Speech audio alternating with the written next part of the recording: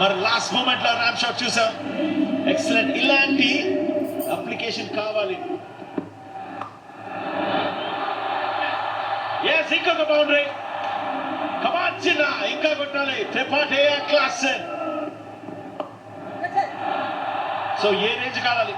ఎందుకు వస్తుందంటే ఇలాంటి షాట్స్ ఆడుతున్నారు కాబట్టి. చూడండి, వికెట్లు పడినా పడపోయినా స్ట్రాటజీ క్లియర్. దాంతో రాహుల్ త్రిపాఠి 50 కూడా పూర్తి చేసుకున్నాడు.